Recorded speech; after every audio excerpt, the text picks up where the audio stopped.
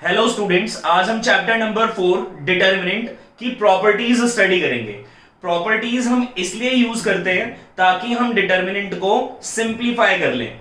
ठीक है, ओके। तो प्रॉपर्टी नंबर 1 है कि the value of determinant remains unchanged if we interchange the rows and columns.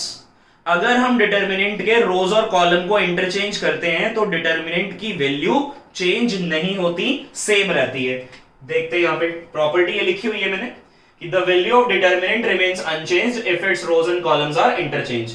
Explain मैं यहां कर देता हूं नंबर 1 डालकर। डिटर्मिनेंट डिटर्मिनेंट में मैं नंबर्स लिख रहा हूं ताकि आप वेरीफाई कर लो। 1 2 3 4 5 6 7 8 9। तो जनरली प्रॉपर्टी थर्ड ऑर्डर के लिए ही लगती है। अच्छा, हमने बोला इंटरचेंज रोज एंड कॉलम्स, रोज और कॉलम को इंटरचेंज कर दो। तो रोज और कॉलम को इंटरचेंज करने के बाद एक नया डिटर्मिनेंट आ गया। इंटरचेंज रोज एंड कॉलम्स मतलब रोज को कॉलम बना दो, कॉलम को रोज बना दो। तो ये हो जाएगा 1 4 7 2 5 8 3 6 9। राइट, अब आप वेरीफाई कैसे करोगे? इसका आपने एक आंसर निकाल लिया, इसका एक आंसर निकाल लिया। थर्ड ऑर्डर का डिटर्मिनेंट सॉल्व करना आता है ना, आंसर निकाल लो। थर्ड ऑर्डर का डिटर्मिनेंट सॉल्व करना आता है, आंसर निकाल लो। क्या किया है मैंने इसके अगले स्टेप में? इंटरचेंज रोज एंड कॉलम्स, रोज और कॉलम को इंटरचेंज कर दिया तो एक नया डिटर्मिनेंट बन गया, ये बना। तो जब हम रोज और कॉलम्स को इंटरचेंज करते हैं तो रोज और कॉलम को इंटरचेंज करने के बाद जो डिटर्मिनेंट आता है उसकी वैल्यू उसी डिटर्मिनेंट के इक्वल आ जाती है, यानी वैल्यू कैसी रहती है? अनचेंज, जो पहले थी वैसी ही अभी होगी।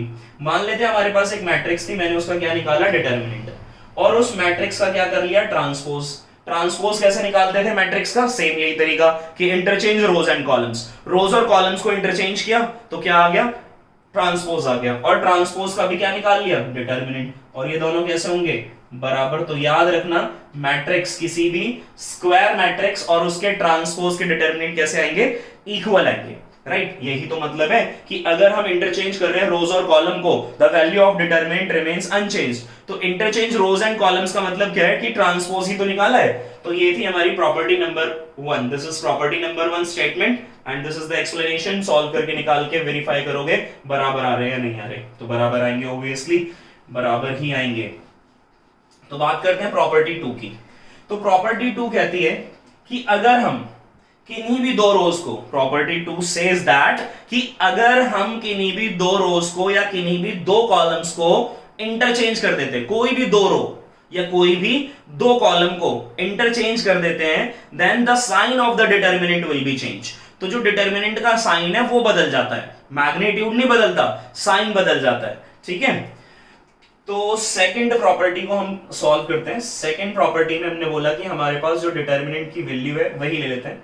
1 2 3 4 5 6 7 8 9, ये नंबर्स लिए, एक आंसर निकाल ही लोगे यहां पे। ठीक है, फिर हमने बोला मैंने बोला कि रो 1 को इंटरचेंज करा लो किसके साथ? रो 2 के साथ। एक बार ऐसे कर लेते हैं, रो 1 को इंटरचेंज करा लो रो 2 के साथ, तो ये क्या आया? नया डिटर्मिनेंट आया। तो रो 1 और रो 2 को इंटरचेंज करा रहे तो ये हो गया 2 5 8 1 4 7 एंड 3 6 9। राइट, तो यहां से एक आंसर निकाल लिया। प्रॉपर्टी सेज दैट कि अगर आप कोई भी दो रोज को या दो कॉलम्स को इंटरचेंज करते हो, then the value of determinant तो सेम रहेगी बट साइन बदल जाएगा। मतलब क्या है कहने का कि जो अब डिटर्मिनेंट का आंसर है वो कितना आ रहा होगा? जितना पहले आ रहा था उतना ही आएगा, बस साइन कैसा हो जाएगा? चेंज हो जाएगा। ठीक है, आप इसको सॉल्व करके चेक कर लेना। ठीक है, बात समझ में आ रही है? दूसरी आप और ट्राई करना है ऐसे ही कि आपने क्या किया, रो 1 रो 2 मैंने किए चेंज, आप अपने आप ही ऐसे एक बार और ट्राई कर लेना कि मान लेते हैं मैं कॉलम 1 और कॉलम 2 को, चलो कॉलम 2 और कॉलम 3 करते हैं, ऐसा जरूरी नहीं है 1 2 ही करना होता, कुछ भी कर सकते हैं। कॉलम 2 और कॉलम 3 को किया हमने इंटरचेंज, तो कॉलम 2 और कॉलम 3 को कर देते हैं, कॉलम 2 कॉलम 3 को कर देते हैं 1 2 3 सेम 7 8 9 4 5 6 और इसका एक आंसर निकाल लो। निकाल लिया? फिर से देखोगे कि दोनों का मैग्नीट्यूड तो सेम है बट साइन कैसा आ रहा है? अपोजिट, साइन चेंज आ रहा है। मान लो इसका आंसर नेगेटिव आ रहा है तो इसका पॉजिटिव आएगा, इसका पॉजिटिव आ रहा है तो इसका नेगेटिव आएगा। ये थी प्रॉपर्टी नंबर 2।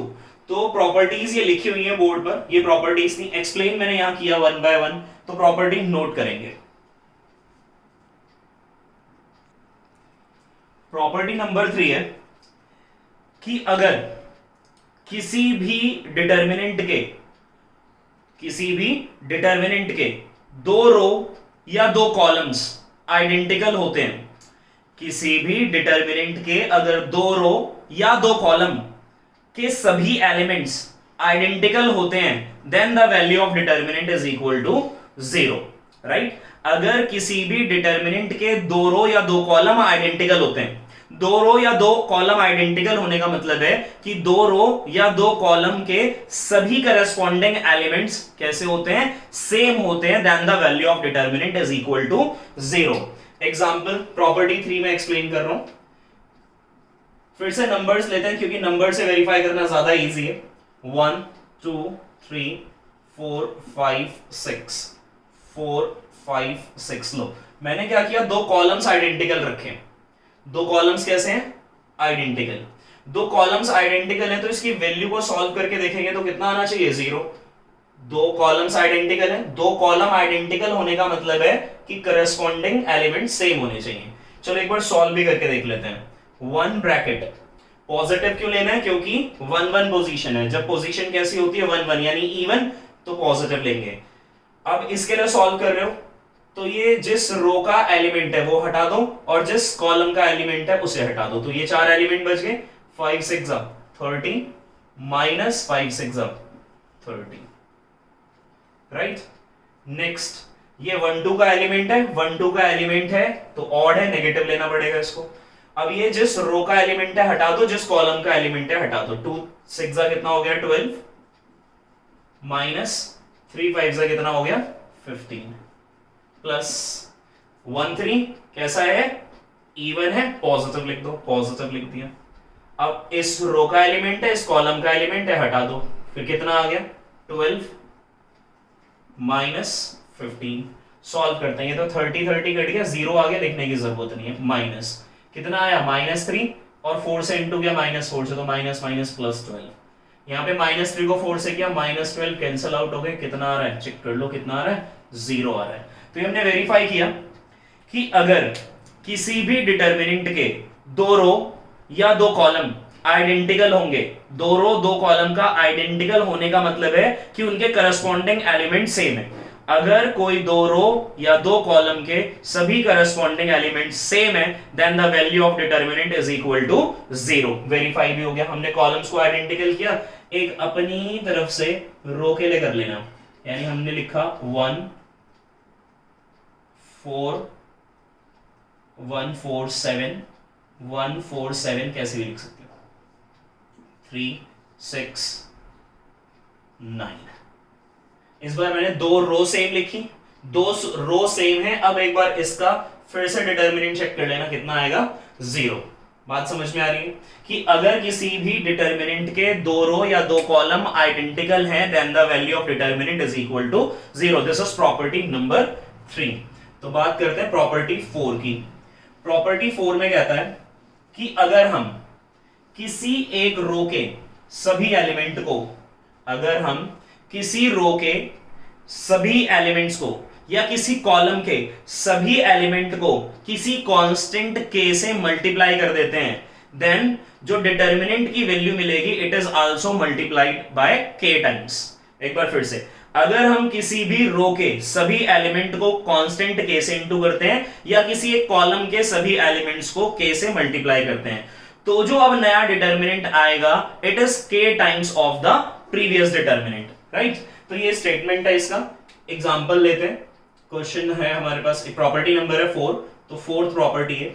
डिटर्मिनेंट हमने लिखा 1 2 3 4 5 6 7 8 9।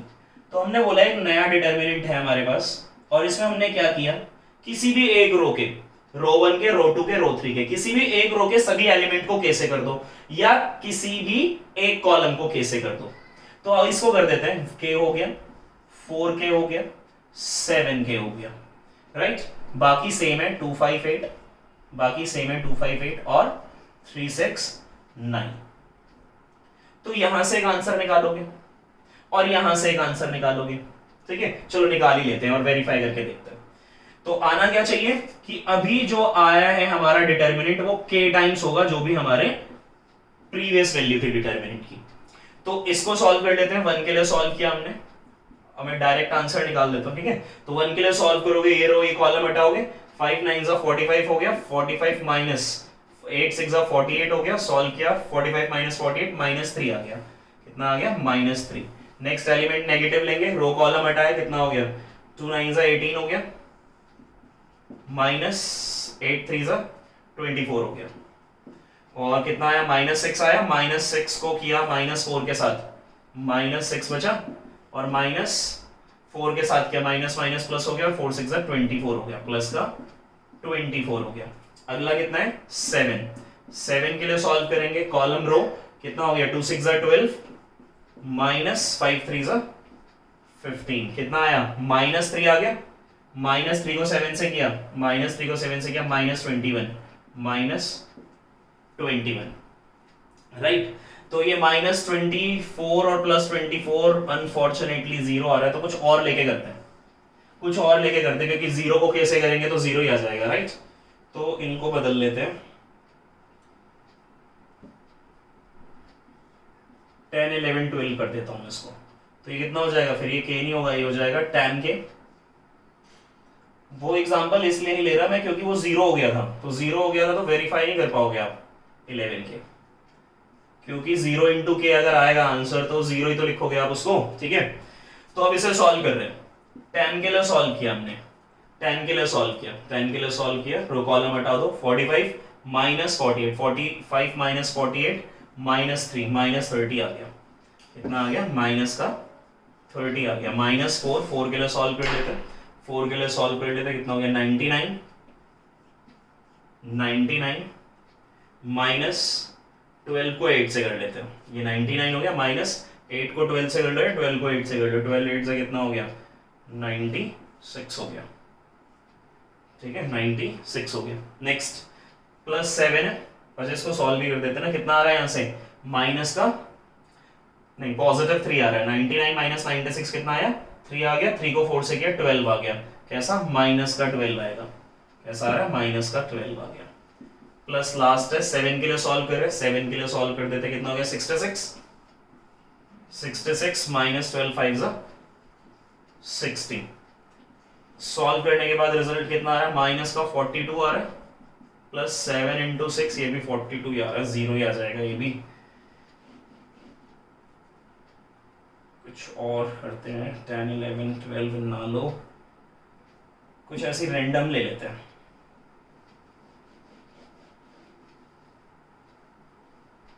कोई रैंडम वैल्यूज ले लेते हैं, रैंडम वैल्यूज जैसे 1 2 9 4 6 2 3 1 0, राइट। अब डिटर्मिनेंट डैश निकालते हैं और पहले रो को k से कर देते हैं, k 2k 9k 4 6 2 3 1 0।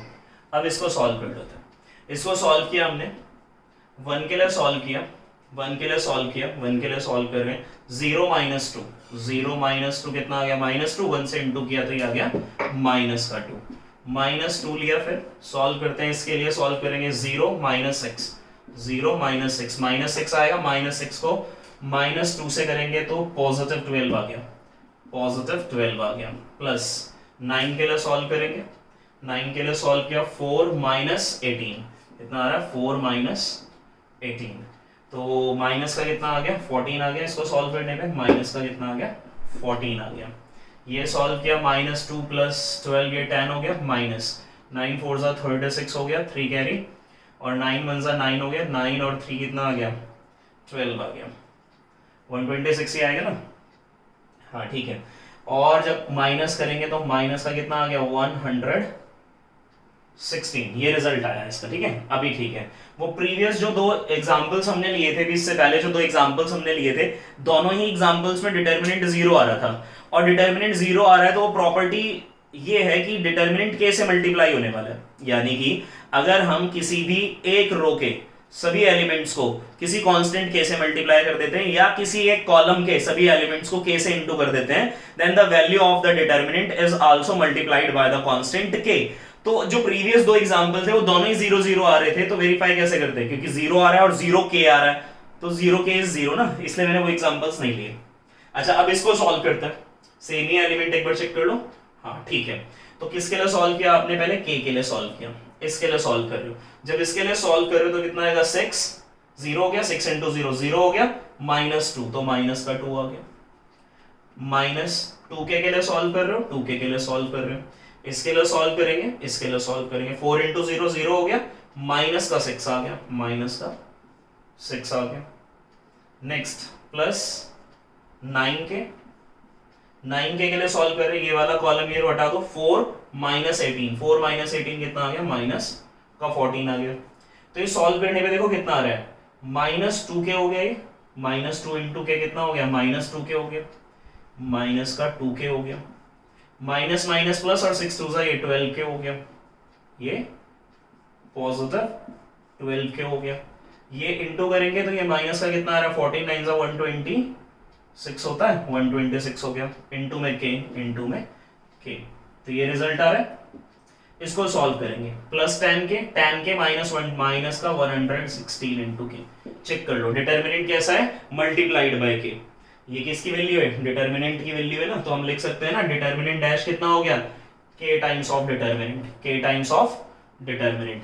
तो ये मैंने क्या किया, किसी एक रो या एक कॉलम को, किसी एक रो के सभी एलिमेंट्स को या किसी एक कॉलम के सभी एलिमेंट्स को अगर हम कांस्टेंट k से मल्टीप्लाई करते हैं, then the value of determinant is also multiplied by constant k, right. Okay, तो ये थी हमारी प्रॉपर्टी नंबर 4। इसमें थोड़ा सा और समझते हैं, ये थोड़ा प्रॉपर्टी इसलिए भी इंपॉर्टेंट है क्योंकि मैट्रिक्स में जब हम मल्टीप्लिकेशन करते थे, अगर हम बात करें किसी मैट्रिक्स की, किसी मैट्रिक्स A की, अगर मैट्रिक्स के एलिमेंट है कुछ हमारे पास, फॉर एग्जांपल एलिमेंट्स है A1 A2 A3 B1 B2 B3 and C1 C2 C3, right. अगर हम क्या कर लेते हैं, अब k से इंटू करते हैं मैट्रिक्स को, क्या किया हमने, मैट्रिक्स को k के साथ इंटू किया। अगर हम मैट्रिक्स को k के साथ इंटू कर रहे हैं, ये हमारा मैट्रिक्स A था, मैंने मैट्रिक्स को क्या किया k से, तो मैंने मैट्रिक्स को क्या किया, k से इंटू किया। जब इसको k से इंटू करते हैं मैट्रिक्स को, तो जब मैट्रिक्स में मल्टीप्लिकेशन करते हैं स्केलर से, तो मल्टीप्लिकेशन जब हमने पढ़ा था मैट्रिक्स का, तो एक प्रॉपर्टी पढ़ी थी कि जब हम किसी भी मैट्रिक्स को कांस्टेंट k से मल्टीप्लाई करते हैं या किसी स्केलर कांस्टेंट k से मल्टीप्लाई करते हैं, तो उसके सारे एलिमेंट्स को मल्टीप्लाई करना पड़ता है। यानी इस k का मतलब है कि ये k इसके साथ भी, इसके साथ भी, इन सब के साथ हमें k से इंटू करना पड़ेगा, सबके साथ करना पड़ेगा, ठीक है। और एक और बात समझो इसमें, अगर यही केस डिटर्मिनेंट का होता कि अगर हमारे पास a का डिटर्मिनेंट है, तो a का डिटर्मिनेंट हमारे पास क्या है, वो है A1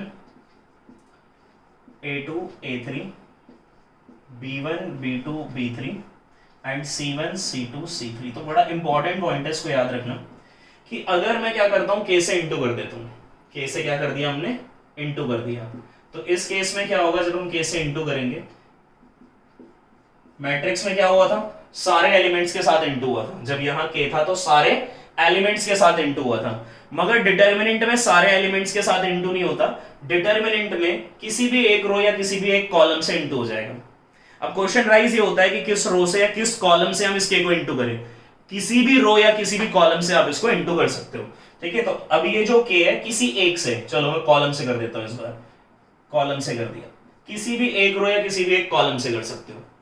मैट्रिक्स के अंदर क्या होगा कि अगर हम किसी कांस्टेंट k से मल्टीप्लाई कर रहे हैं तो उसके सभी एलिमेंट्स मल्टीप्लाई होंगे, मगर डिटर्मिनेंट में क्या होगा कि डिटर्मिनेंट के किसी एक ही रो या किसी एक ही कॉलम के एलिमेंट्स के साथ वो कांस्टेंट मल्टीप्लाइड होगा।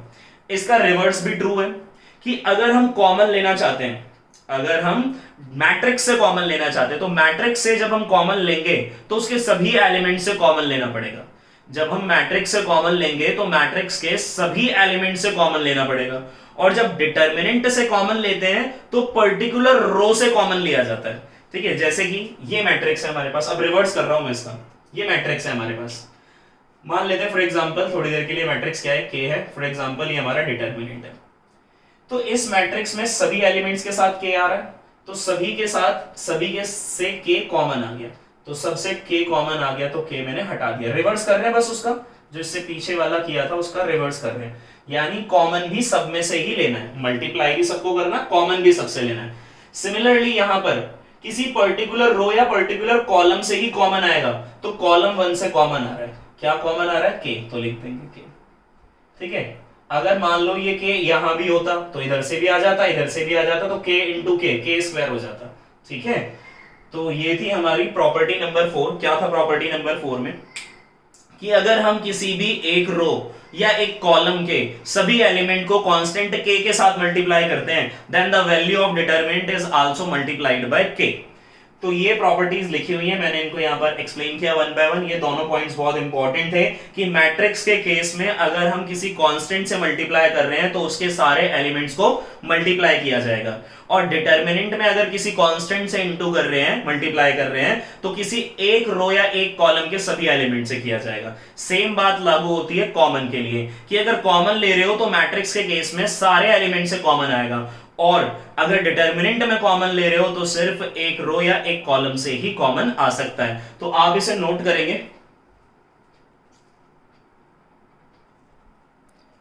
तो प्रॉपर्टी नंबर 5 है कि अगर डिटरमिनेंट के किसी भी रो या किसी भी कॉलम को दो या उससे ज्यादा टर्म्स में एक्सप्रेस किया जाता है, डिटरमिनेंट के किसी भी एक रो या कॉलम को दो या उससे ज्यादा टर्म्स में एक्सप्रेस किया जाता है, then determinant can be expressed, then determinant can also be expressed in 2 or more terms, right?